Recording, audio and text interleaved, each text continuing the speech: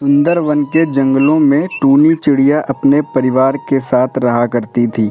उसके परिवार में मम्मी पापा और एक छोटा भाई चूचू था और वह अपने छोटे भाई का भी बहुत अच्छे से ख्याल रखती थी। पर टूनी चिड़िया के मम्मी पापा टूनी से जरा सा भी प्यार नहीं करते थे और वह उसके छोटे भाई चूचू को बहुत प्यार किया करते थे।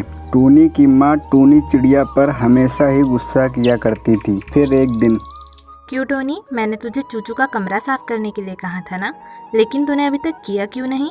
माँ, चूचू बोल रहा था कि मेरे साथ बाहर खेलने चलो, तो मैं उसके साथ खेलने चली गई थी। भाई, बताओ ना माँ को कि तुमने बोला था मेरे साथ बाहर खेलने चलो। माँ, ये झूठ बोल रही है। मैंने नहीं कहा था कि मेरे साथ खेलो। झूठ बोलती है नालायक। और फिर टूनी की माँ ने टूनी को बहुत मारा और टूनी बेचारी वहीं रोती रही।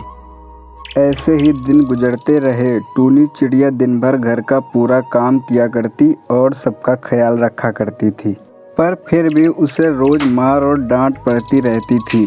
एक दिन टूनी चिड़िया घर पर टीवी देख रही थी तो ये देखकर उसकी माँ को बहुत गुस्सा आया। महारानी, तुम कुछ काम भी नहीं करती हो और ऊपर से यहाँ बैठकर टीवी देख रही हो। और गुस्से में उसकी माँ ने टूनी चिड़िया को घर से बाहर निकाल दिया। पर माँ, मैं इतने बड़े जंगल में कहाँ जाऊँगी?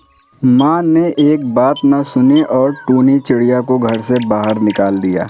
कुछ दिन बाद टूनी की माँ की तबीयत बहुत ज़्यादा खराब हो गई और वह बीमार रहने लगी। और टूनी की माँ का छोटा लड़का चूचू अपनी माँ की कोई भी बात नहीं सुनता था और ना ही अपनी माँ का ख्याल रखता था। अब माँ को अपनी गलती का एहसास होने लग गया। फिर टूनी की माँ ने टूनी के दोस्त टुनटुनी को बुलाया और बोला कि तुम्हें पता है कि टूनी कहाँ है, तो उसको कहना कि तुम्हारी माँ की तबीयत बहुत ज़्यादा खराब है। इतना सुन के टुनटुनी तुरंत ही टूनी चिड़िया के पास गई और बोला कि टोनी, तेरी माँ की तबीयत बहुत खराब है।